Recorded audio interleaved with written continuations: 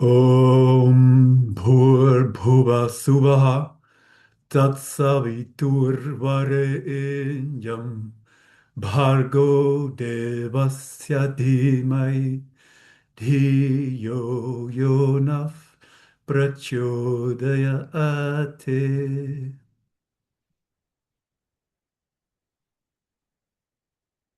Okay, good. Gayatri Mantra. Um, well, remember, in the first class, on the sheet, I spoke about Bala. Bala means power, confidence. So if we do these mantras, it's good to have to sing them full out for yourself with full confidence, because of course, especially being with the meaning, then they become beautiful, beautiful indicators of ourselves. And it is Gayatri. Gayatri comes from Gai, singing, the dhatu singing. And what is to be sung? Well, the first instance is it's the Vedas are being sung.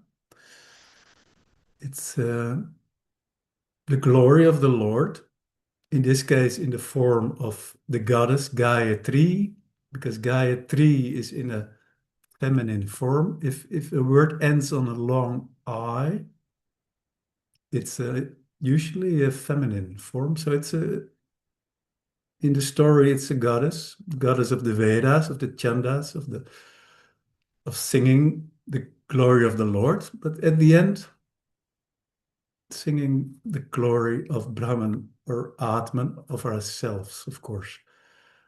And that's the whole structure of this mantra, because last time I gave a bit more mystical meaning in the first four, the lesson before.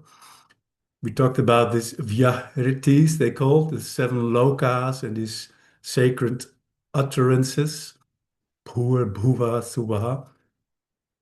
And there's a whole system of seven lokas and seven narakas, hells, which are all very interesting. Also, these narakas, if you analyze these words, they're all very psychological, actually, of being in, yeah, all kinds of deteriorated states of suffering. It's all very interesting, but what we're in Vedanta interested is actually, well, quite simple structures. And this Gayatri has this simple structure actually, because we spoke about adhyaropa and apavada, superimposition and refutation of that. So this first line, bhur bhuva suvaha, or bhur bhuva swaha sometimes, it's actually three dimensions are given. And what are these dimensions? They're superimposed. They're dimensions of Ishvara. Oh no, Nicole falls out. It's a pity. They're dimensions of Ishvara. Bhu, earth. Bhuva, the sky, sometimes called Antariksha. And Suva or Swaha. And Swaha has an etymological relation with Svarga, heaven. So that's the more superficial way of describing these dimensions, but also given usually are Bhu, earth is the gross or the waking dimension. Bhuva, sky is more subtle body, subtle dimension. And Suvaha or Swaha is more the causal dimension. But it's all superimposed, it's dimensions. And what we're doing in Vedanta is somehow we're looking for reasons. We're gonna be convinced by the guru that we can refute or negate these dimensions. And therefore, the whole rest of this mantra is an invitation, no? Om Bhur Bhuva Suvah Tat Savitur Varenyam. That sun, that light, it's a metaphor for the light of ourselves, consciousness. That's Savitr, that sun. Tat Savitur Varenyam. We bow to, we honor Bhargo Devasya Dhimahi. Bhargo, that brightness, that light, that's scattering, that, well, you could call it sparkling thing, Bhargo, Deva, of that God, of Ishvara, Devasya, Dhimahi, Dhimahi, we meditate upon it, we concentrate upon it. And then the last line, Dhiyo yo naf prachodayate. Naf is actually, after Sunny, it's na, naha. It's us, Dhiyo, it's the intellect. Prachodayat, it's invitation to motivate us, to it's an to inspire us to focus our intellect, the Dhiyo, on the truth of ourselves. So actually, you see Adhyaropa Apavada in this mantra, no? Dimensions superimposed, Ishvara with gunas, you could say, and the whole invitation to know that I am the truth of it all. So that's kind of nice. And then we're at the heart of the Vedanta teaching. So when a teaching starts, the guru usually first points out or asks, so are you a conscious being? Well, yes, of course, I'm a conscious being. Do you exist? Yes, I exist. It's self-confident. Swataha siddha, self-evident, actually. Self-evident. Swataha siddha. And how could I be a conscious being if I don't exist? And how could I exist when I'm not conscious of this? So, yes, it's all evident, actually. But then Vedanta says, the Vedas say, well, but you only know half of the story. Actually, we have to tell you that this conscious part of the conscious being is actually consciousness itself, no? We know this. And that's why Vedanta is a Shastra Pramana. It has to be told to us. It's a means of knowledge, Pramana, with words that it has to be told for some part of our own reality, of our truth, we're blind about, no? And that's so that has to be somehow accepted from the guru. But and then the guru says, well, we have words for that. For example, we call it the adhisthana. Adhisthana means basis, but literally, well, concerning the sthana, the standing from stas to stand, adhisthana, it's the foundation of everything, that by which everything is manifesting, is made possible, that eternal thing by which everything is appearing. So, because, and the guru says, well, that's non-dual. It's all there is. There are no forms in that. It's without attributes, etc., etc. It's free. It's nirvikalpa. It's nirakara. It's okay. Well, I'm willing to accept that. But what about all these things that are bothering me? All these objects I see, I experience, thoughts, feelings, things, you know? walls you bump your head into.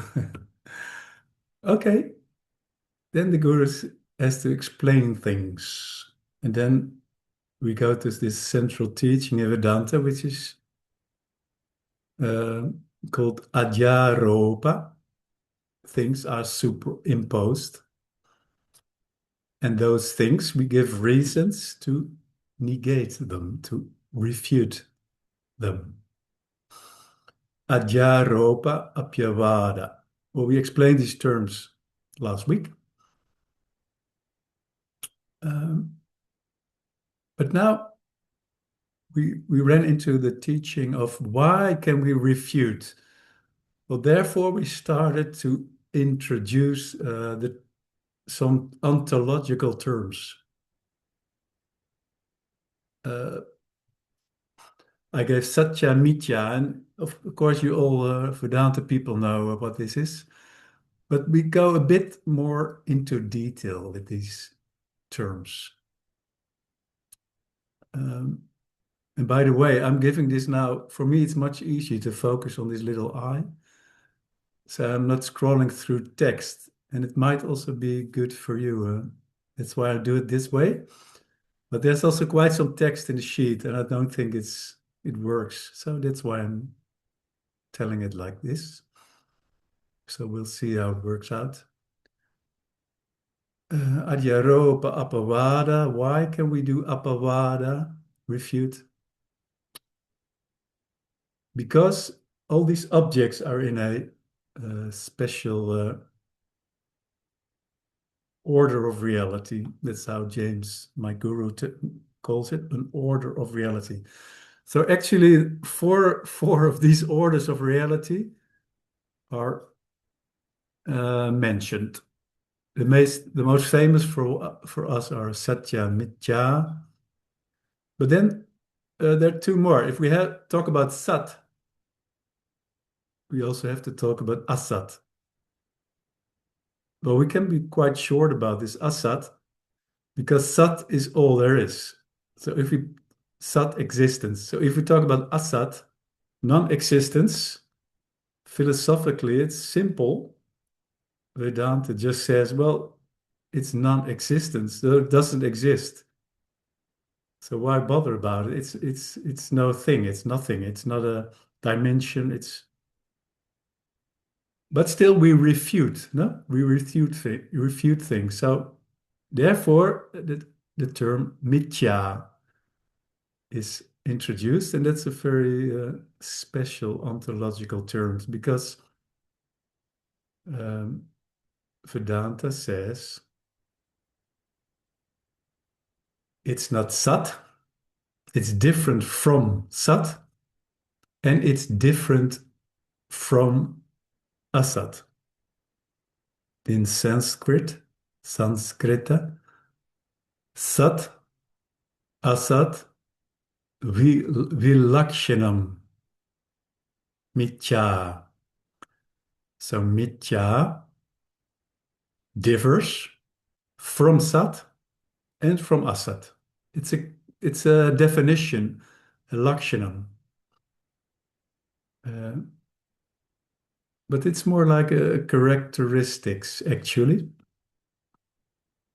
because it's a very strange definition, no? Because now we have to explain why is it different from sat and why is it different from asat. Well, then uh, different mithya teachings are given. If we, from reference point of sat, of sat chit, existence consciousness, we can say, well, okay, uh, I'm the seer, I'm the sakshi, I'm the witness. That's sat chit, and things are to be seen, and that's mithya. So this teaching is actually called drik drishya, the seer and the seen, drik drishya, also known to you, I guess. So about these seeing things, what are their characteristics? Well, they're fickle, they have a beginning and an end. They decline. So can we say they are real? No, only real is what always is there, what always exists. That's Sat. So that's one way of speaking about Mithya and objects in Mithya. But we can also go from a reference point of an object itself. Then we say, okay, I see an object, for example, a table. I say, is it really a table? You know this teaching, no? Is it really a table? Well, you could say it's a table, but that's the most outer form. It's actually the ground of it, the basis, the adhisthana is wood. Well, look at it a different way. There are more subtle elements. The wood consists of some smaller particles up to molecules. So the molecules are the adhisthana of the wood. Well, we can molecules are also built out of atoms. Atoms are the adhisthana of molecules. So we go subtler and subtler. The adhisthana is always subtler. It's logical because at the end we go back to quarks and stuff.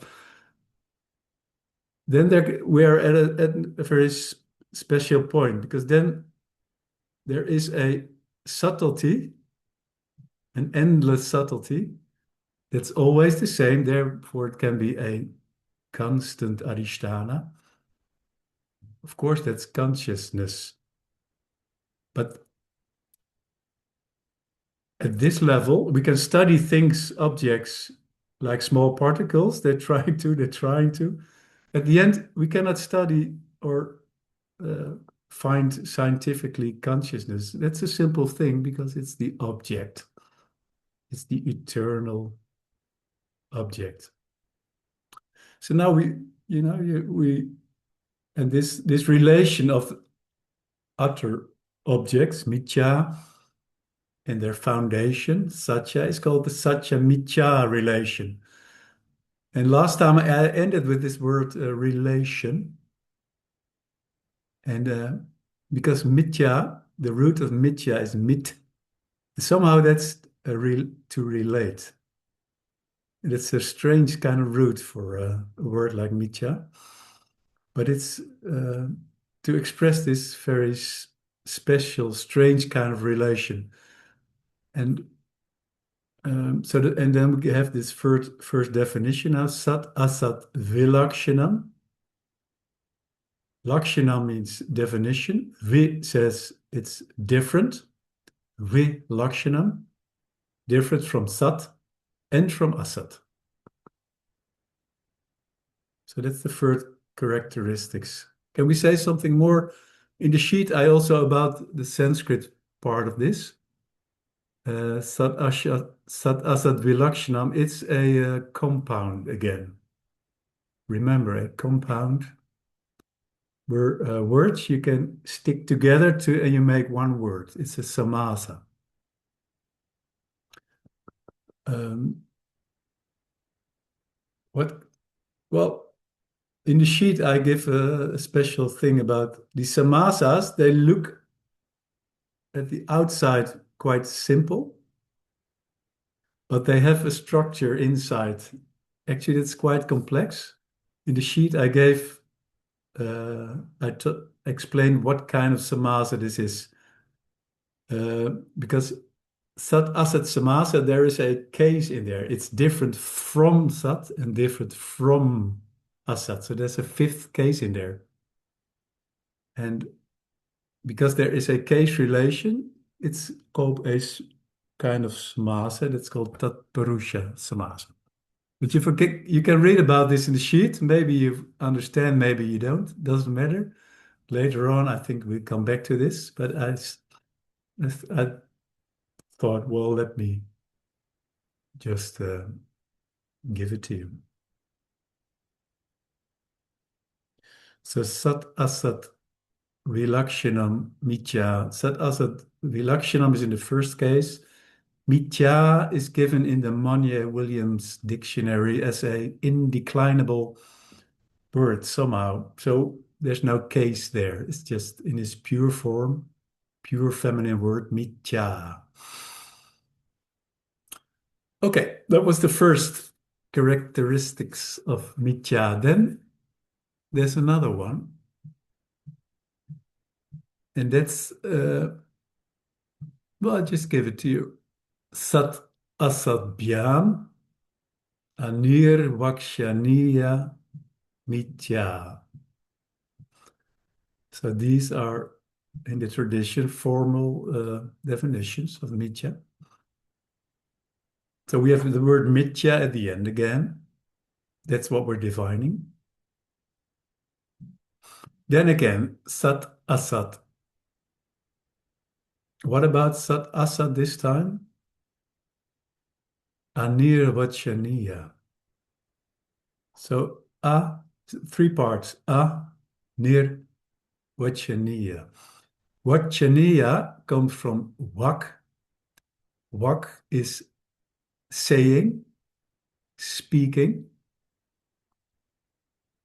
It's and that somehow they make, yeah, it's a noun derivation. They make some word like Vachaniya. So that's saying something, saying. Vachaniya. Then they say Nir. Nir. We learned this Nir last time. I said Nishkama karma, non-binding desire, Nishkama karma. Now this nish in this word becomes nir. What does nir mean? In this case, it means out. So speaking out, nirvachaniya. Then we say anirvachaniya, not speaking out. Anirvachaniya, not speaking out. It's a word for the unspeakable, for the undescribable. So actually, we say a lot about all these, about reality, but at the end, it's all a means of knowledge, of getting to know ourselves. We can never really describe what Sat is because we are it. We're equal to it. It's not something to be objectified. So it's anirvachaniya. So it's Sat is anirvachaniya. Asat is anirvachaniya. And Mithya is anirvachaniya, actually. It's kind of strange, no? What, what, because if we cannot really say what the truth is, we can only speak about it to become the truth. It's a real strange thing of defining things, but these definitions are a bit strange.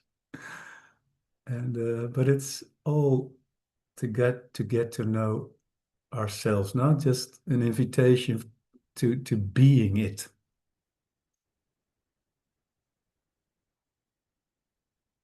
Another way of saying it is of explaining this little definitions if is that we say from the standpoint. So from the standpoint of Sat,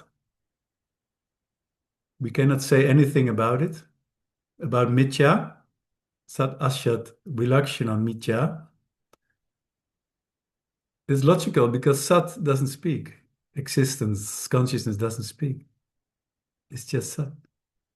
Can we say something about from Asat? From the not true, the non-existence? No, because it doesn't exist. We can say, so we can only speak in Mithya about Mithya and about Sat and it's also so strange. So it's all strange categories to be kind of understood. We're just playing with words to get with the only goal at the end to get to know ourselves, to be ourselves. And well, actually, it's a beautiful way of putting these things. So now, technically, Sat Asat Bhyam Anirvachanaya. Now we get Asat Asat Bhyam. What is this Bhyam? It's a case. And here I introduce the dual case.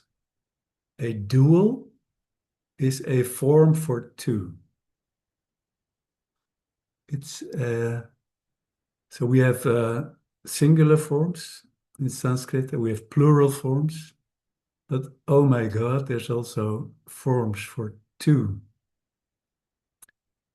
And that's they all have their own case endings. I'm sorry, but it's what it is. And here we introduce the dual form. And in the third, fourth, and fifth case, they are it's for all nouns, whatever they end, on which vowel they end, it's bhyam. So I started to give this case ending because you see it in scripture here, and because it's for three cases in the dual forms for all nouns. So it's easy to remember. Bhyam. B-H, B-H, let me see. Yes, B-H, Y-A, long A, M, Bhyam. Aspirated, Bhyam. We'll just do some repetition, some abhyasa.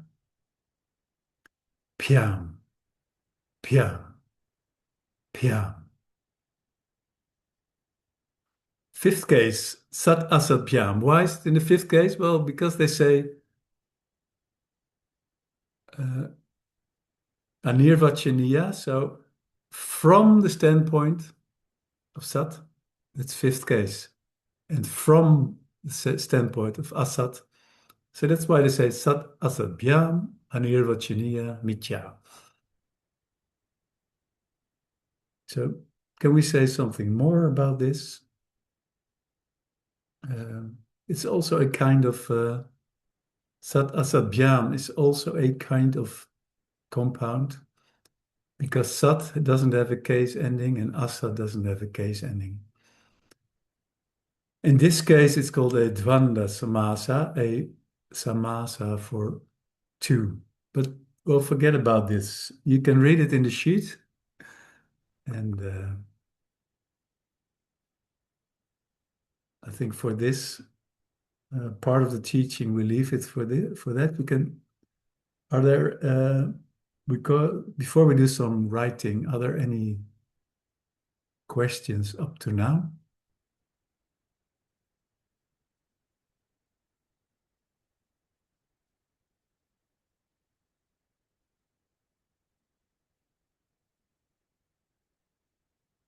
Okay, that's nice. I'm happy. It was kind of clear. For me, it works to focus on this little eye there, as long as things are not turning. But now we do some writing, so see how that works out. You see,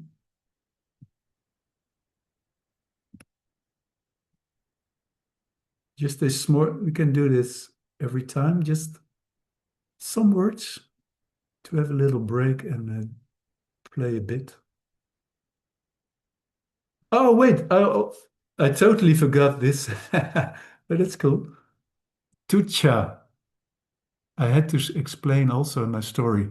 So we had Sat, Asat, and Mithya.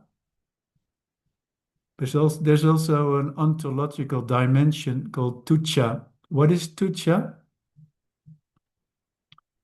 This word is you sometimes given for uh, well concepts in the empirical reality, actually in the mithya reality or in the vyavaharika reality, for things that cannot be that cannot exist, actually cannot appear. So classical examples are the son of a barren woman, the son of a a woman who is not fruitful, or a man. I think it's called Vanja Putra, but and then there is like a square circle, not possible. It's all tucha. Is there another? Well, they call, I think traditionally they also usually call a hare or a rabbit with horns. Not possible. They give these some examples. So that's the fourth uh, ontological dimension or concept given in this system, tucha.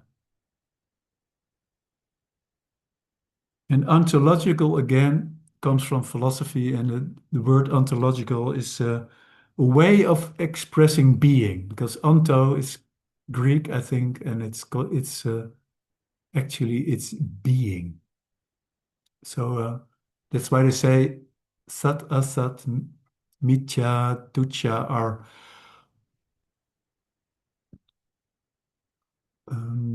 are ways of expressing beingness, ontological dimensions or concepts. Okay, tucha, here we go. Write it. Ta,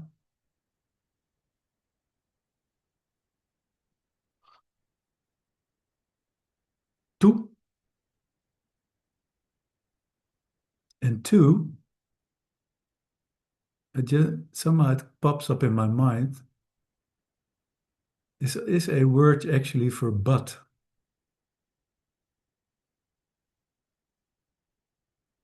But is tu in Sanskrit. But now we're going to make tucha,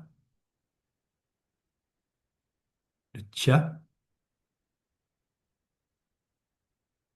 This is the cha, but I have to remove the stick because there's an chaha. You stick to it. It's a some yoga, two consonants together.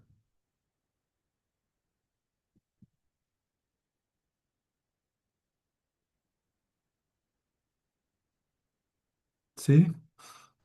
So sometimes in this word, they leave this open here. And in more modern scripts, you see also with the chaha, they put the danda here on top in one row. Okay, tucha. Ah, mithya, important word. If we understand satya mithya, we're good to go. Okay, sorry. The me. So let's see. The I here, is a vowel, but it's in the middle of a word, so we have to start with that. And we have two consonants combined.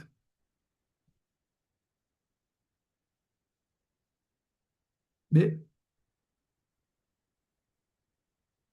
And now we have the M, the ma.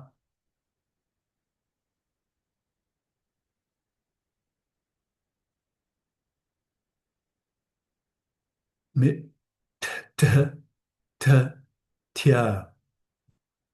Let me think. Oh, yeah.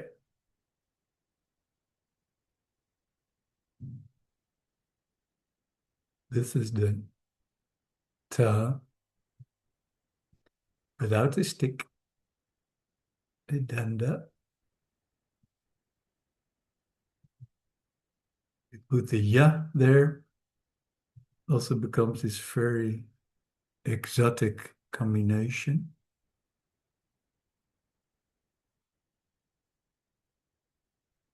I forgot this here. Mithya. Sometimes the line is in one go. Well, that's for the writing for now.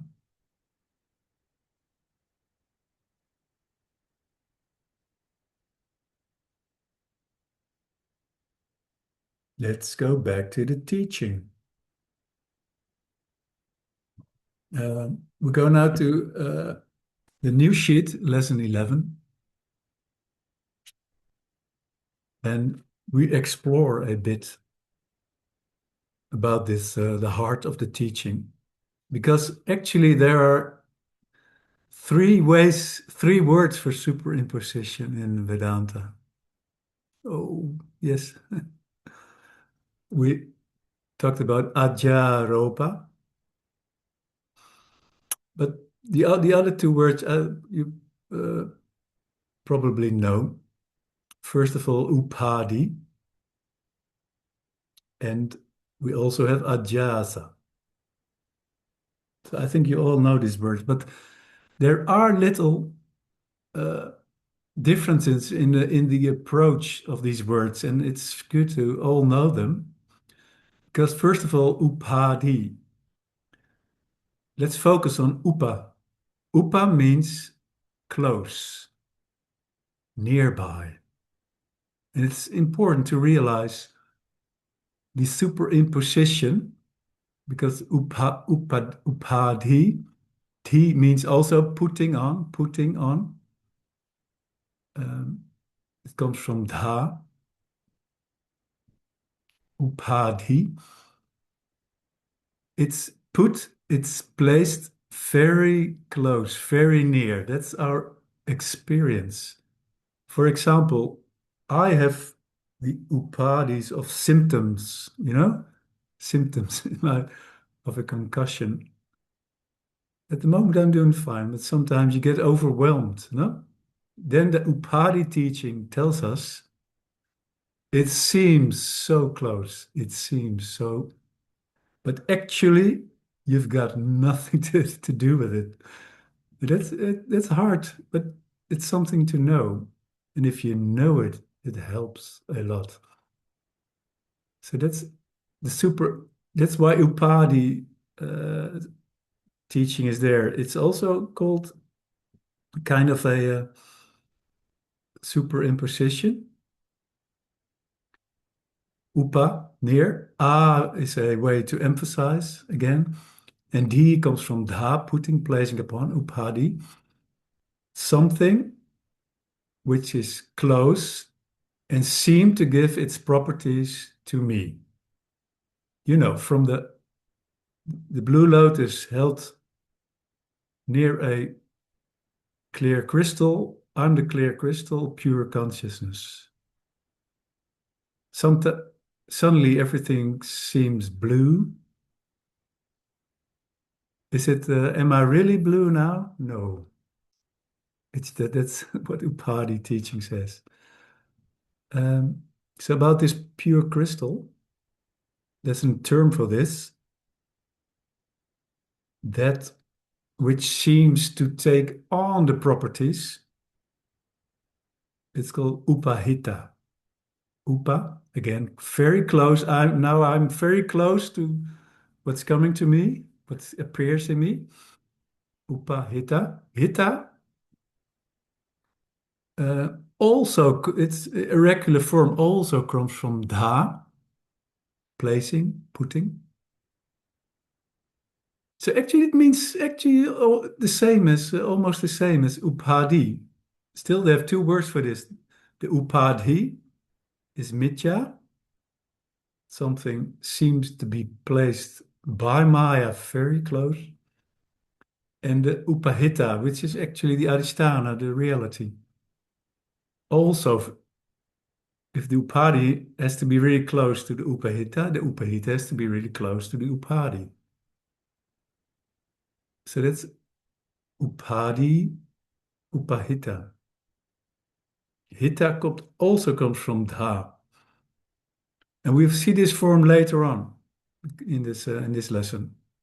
Um, now,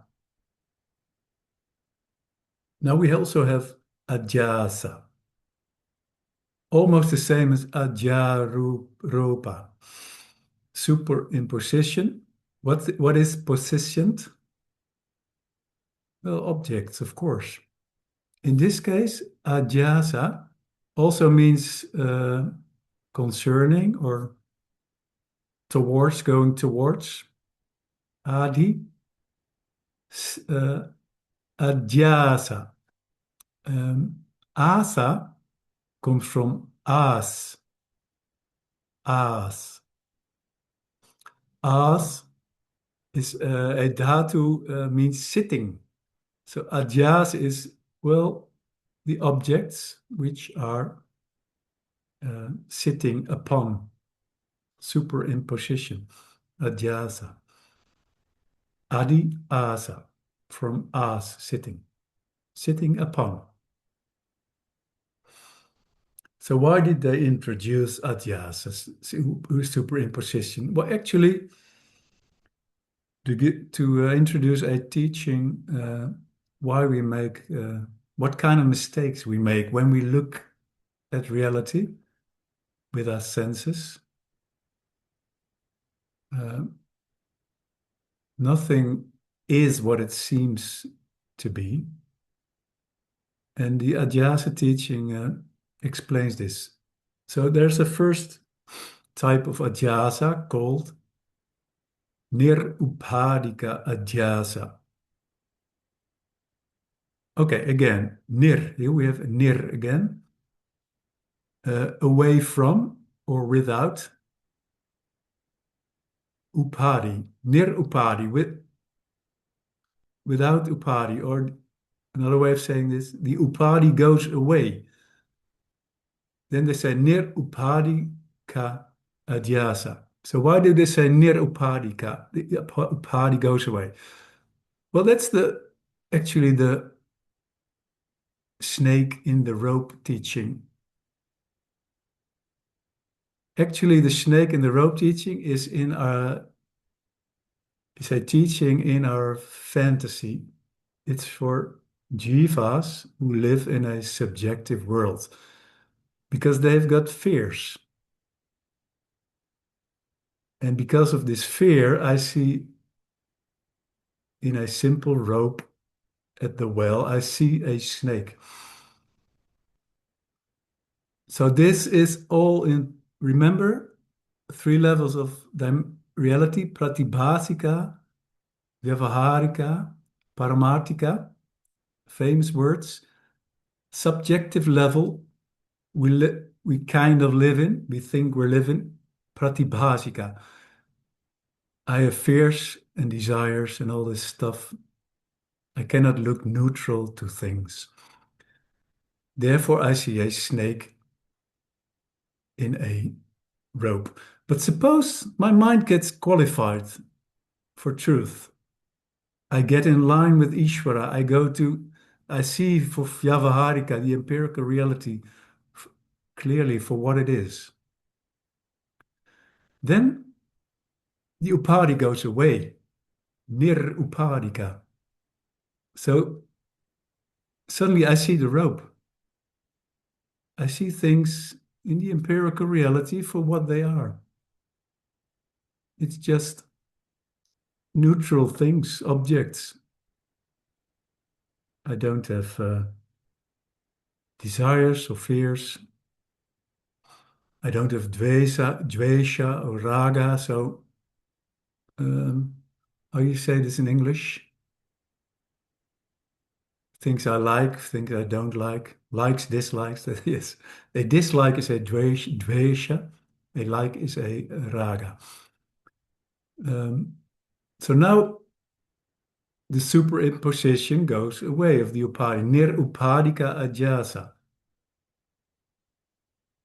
So we're in this, we're having this neutral vision now, vyavaharika, but now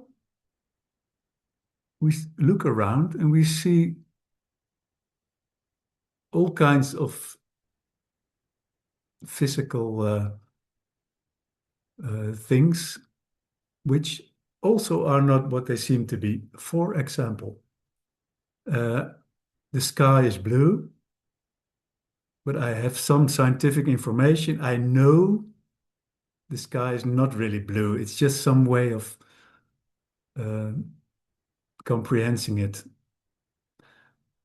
Then I say, but still I know it's not blue, actually, but I perceive it as blue. Then we say, sa upadika ajasa. So it's a superimposition, ajasa, with sa, the upadi still inside, still perceived. Sa upadika ajasa. With sandhi, sa plus upadika is sopadika ajasa. So there are all kinds of sopadika ajasas. For example, if I put a stick in the water, it gets a curve, no? Is it? Is it not straight anymore? Yes, it's straight, but it looks, and all these kind of things we can think about. In the twilight, you see, I don't know. Well, this is actually a very interesting upadi. In the twilight, you see a hump of a tree or something, but you see a person in it. Is it nirupadika or sopadika? Well, that's, depends. Out of fear, you could say, well, I'm afraid of everything I see, you know, people everywhere. Then it's a nirupadika because if I know it's just a tree, it leaves. But somehow, like also form shapes in clouds or something, you could say, well, if I know it's not really the thing I see in it in the form of a cloud or in a tree, somehow my mind still makes this image, no? Could be. So that's I think that these examples are on the edge of Nirupadika and Sopadika. But let's now go to the final dimension, the true, the real dimension, Paramartika. And you're a jani, someone who knows it's just all an ocean of consciousness, of bliss. Does such a person perceive the world? Of course. The world keeps appearing.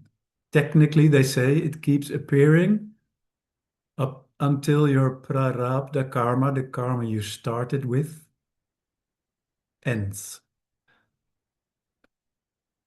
Actually, therefore, you also don't have to make new karma. So, therefore, you have to always know your consciousness. Then you don't make new karma because you know there is no karma.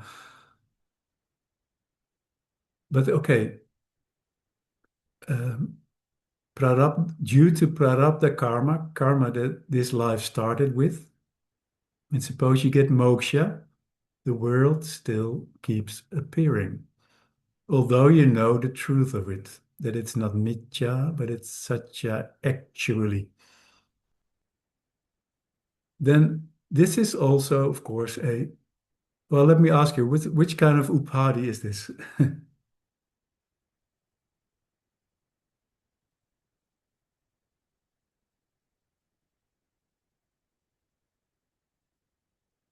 Or which kind of ajasa, let's say, put it that way.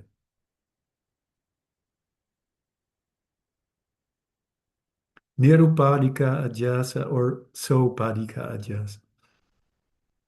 Nirupadika. Padika. Sorry? Nirupadika.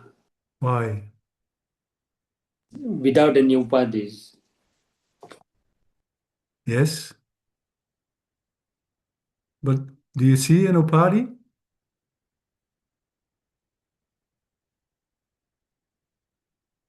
No, we don't see an upadi. No?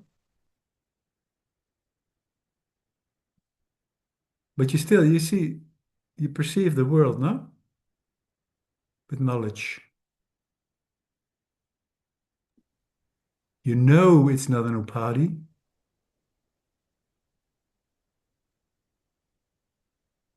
Yeah, You can see but it, this but is very actually this is very subtle, and you might be right, Arun. It is Nirupadika. That's true. But in this way of looking at it, it depends on the teaching which is given. If we say in Nirupadika Ajasa, it's a superimposition, no? It's a superimposition because it's still appearing, although you know it's pure consciousness. That is, it's with Upadi, Sa Upadika, Sopadika. So you could say it's true, although it is, in reality, it is Nirupadika, the way we perceive it, the way it's superimposed, it's Sopadika Ajasa. This is very subtle, but it's just to be understood, actually, these words, how you can use them, no?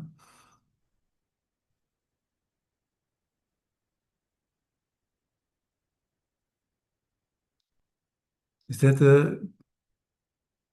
did you comprehend that, Arun? yes, thank you. Okay, okay. Okay, I think that's for the heart of the teaching for now. Now we go to the sheet. How we doing? Oh, I think we run over a bit, but I hope that's okay. Somehow I'm doing fine, so I'm happy. And let me see, share.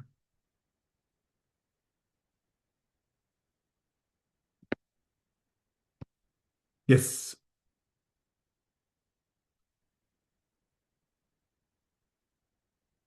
Okay. A example of a dual form.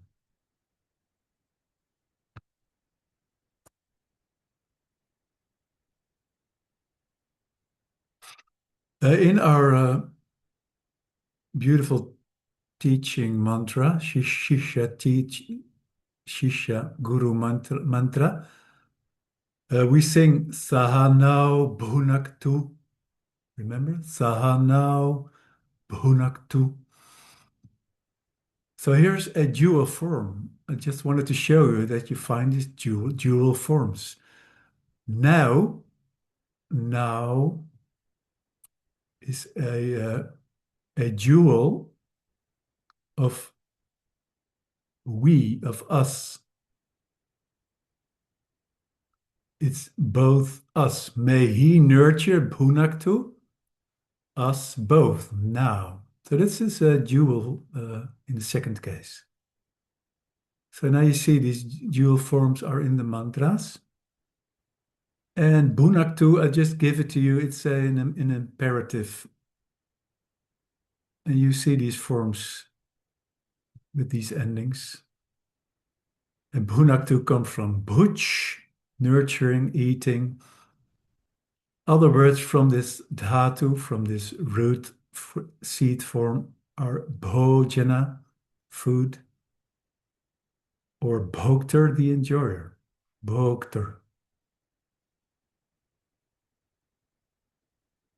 You see, I think there's now a little paradigm.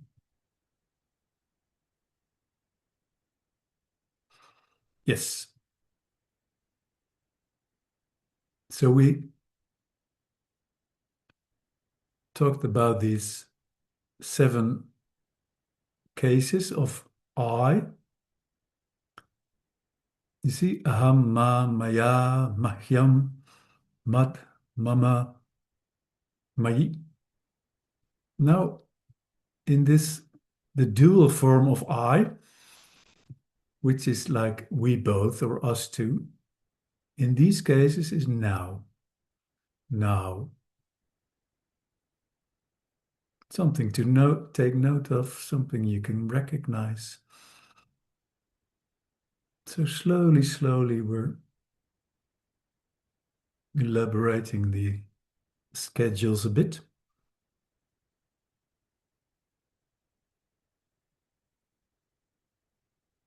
And now for a new form, the PPP, the past passive participle. It's a form which is not that difficult to recognize. They often occur in the Vedanta Shastra. And I think you even will recognize some of them, some of the examples I give in a moment. Actually, it's past and it's passive, and it's a way of expressing fulfilled, completed things.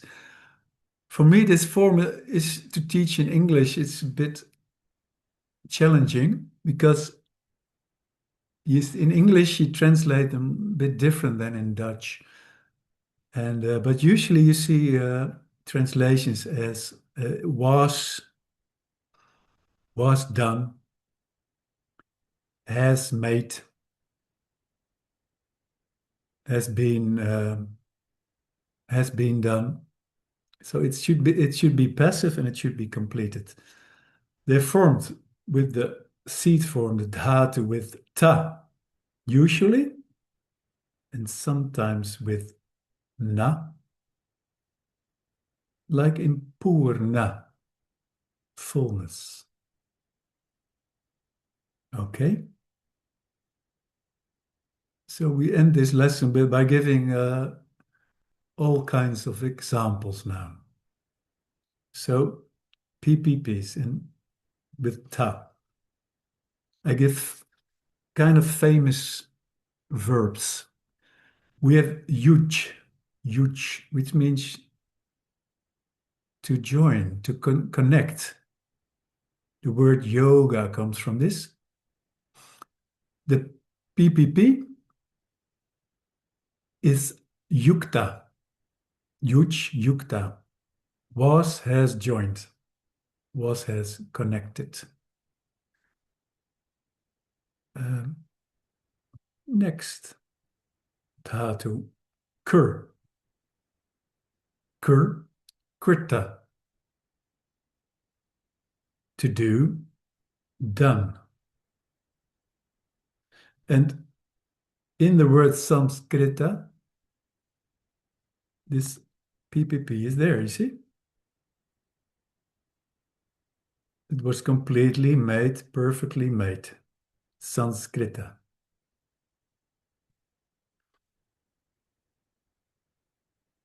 Okay. Then we have who. Who. It's the dhatu, and we make huta. Huta was offered.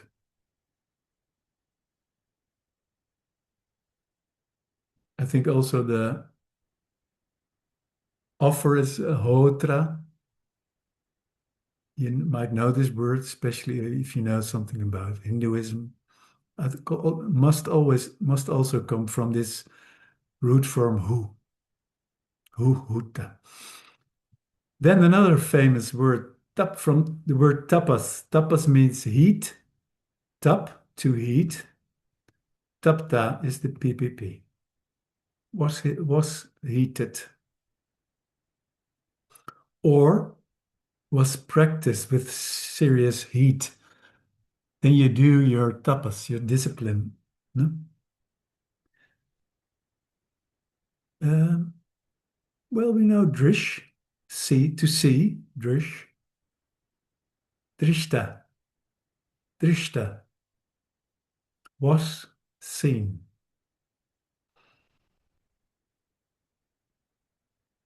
Jna, jna, to know. Jnata, jnata, was, is known. To hear. Shru, shruta, shruta, was, is heard. And words like shruti also come from these dhatu shru, hearing. Okay, another dhatu, bhu. The PPP of bhu is bhuta. Has been or was become, if that's good English, actually.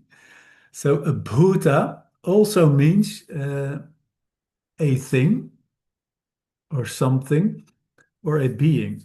And the elements are also translated in Sanskrit as bhuta.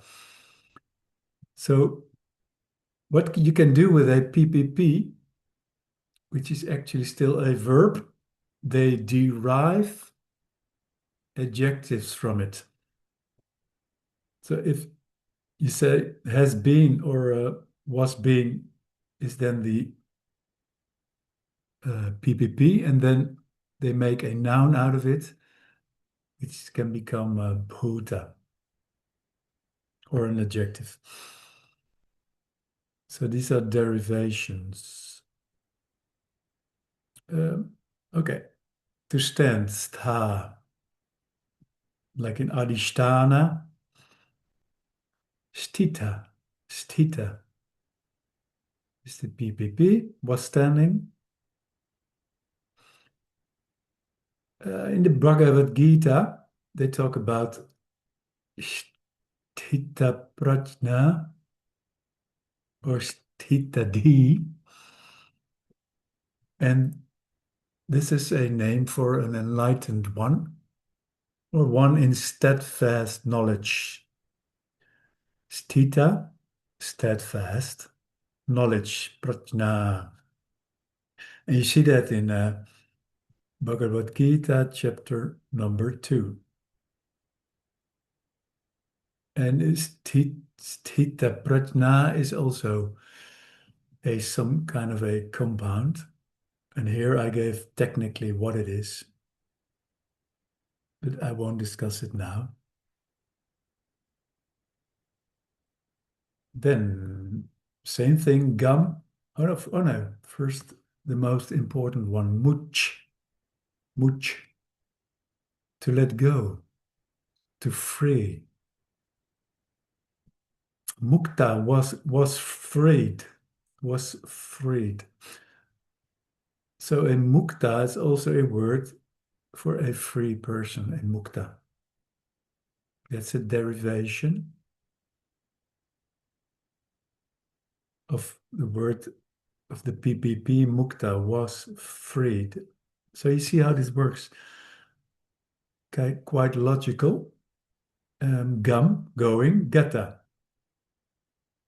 And sometimes used beautifully, gata, like has gone beyond. Bhaj, bhaj. Bhaj is a very interesting dhatu.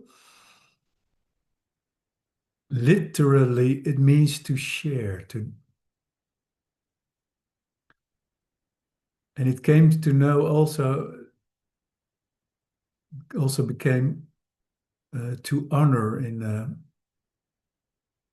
as a meaning. Why? Because bhaj means that we can share in the divine, that we can participate in the divine, to be a devotee, a devotee.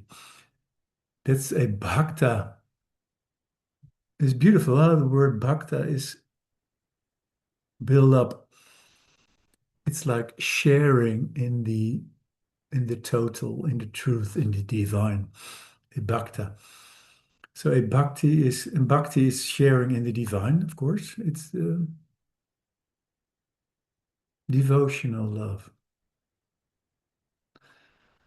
Uh, the PPP of bhaj is bhakta, and a bhakta is also a devotee.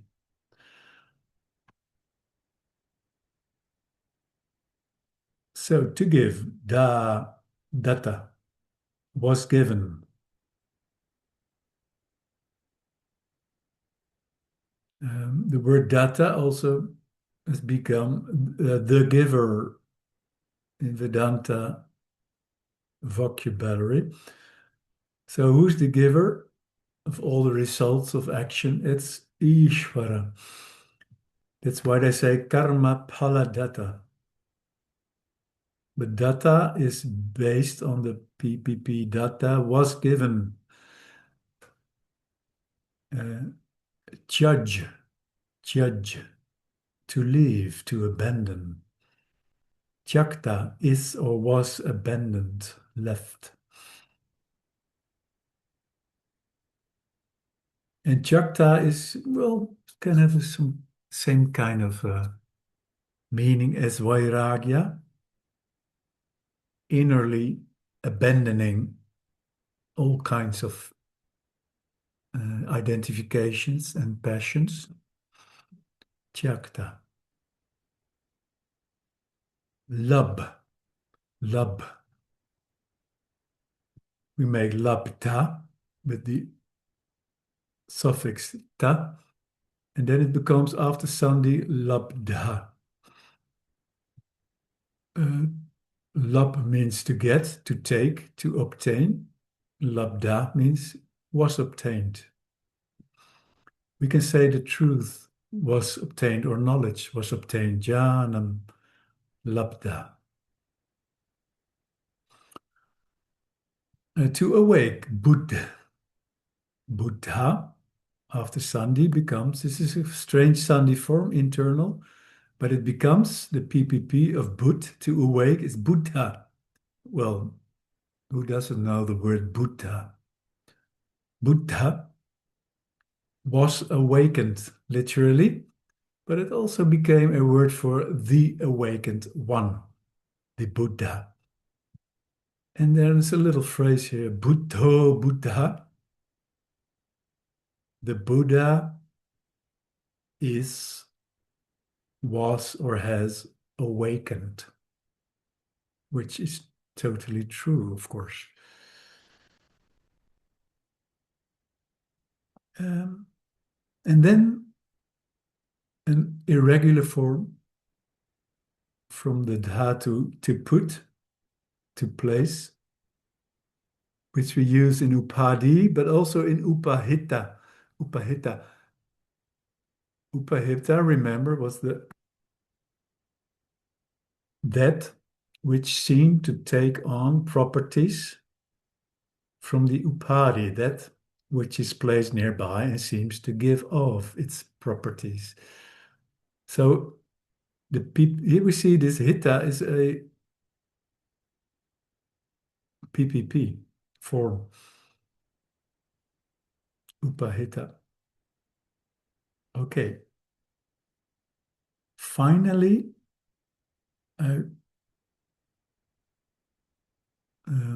some forms with na. I think this is the last we're going to do. A PPP can also be formed with na. And you see this in forms like purna, purna. Was literally was filled, but it came to be a word for fullness itself, of course, completeness, wholeness, purna. Then also a word you come across, tur, is to cross, to transcend. Tirna is the PPP. Was crossed, passed beyond. So this word is used like saying was crossing the ocean of samsara, has crossed the ocean of samsara. Next time I will give this example in more detail. To cut, chid, becomes chinna. In the Vedanta language, chinna is cut off. Avachinna is a word for the feeling of being separate. I am cut off. Avachinna. It's a typical word for this typical human feeling of the human shortness, the human deficiency, this unheimlich feeling we have of being alone, lonesome, separate, which, of course, for given reasons is not true, but that's the word avachina. In here is a PPP form china. Then we have, I gave this one, it's not really Vedanta word, but anna. Anna is food, probably also in Hindi. Actually, it's a PPP form from ad, was eaten, and it became a word for food, anna. Like bhojana, which is also a word for food, coming from the root bhaj. So these were some examples of the PPP. And next time I will do some, hear some little sentences with you, but not for now, to see how that works uh, in language, these PPPs, but you see their function. Huh? And just for now, I want to say a PPP is conjugated like a noun ending in a.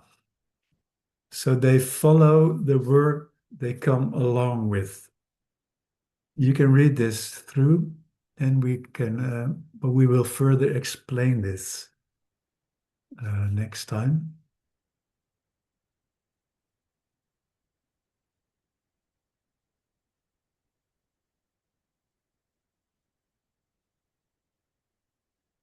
So are there any questions about all this information I gave? It was quite a lot, I guess. But I mean, these forms, these PPP, they're actually quite easy to recognize. And it's also, I think it's a good read to just read them through or study them if you want to. And then your knowledge of the Sanskrit language is just a bit more broader, which hopefully is to our advantage. Let's close with Purna, and then I'll close the recording. Om Purnamadav Purnamidam Purnat Purnamudachyate Purnasya Purnamataya Purnameva Vashishyate. Om Shanti Shanti Shanti. Hari Om Shri Gurubhyo Namaha Hari Om. In honor to all our gurus. And Ishvara in the beginning, of course.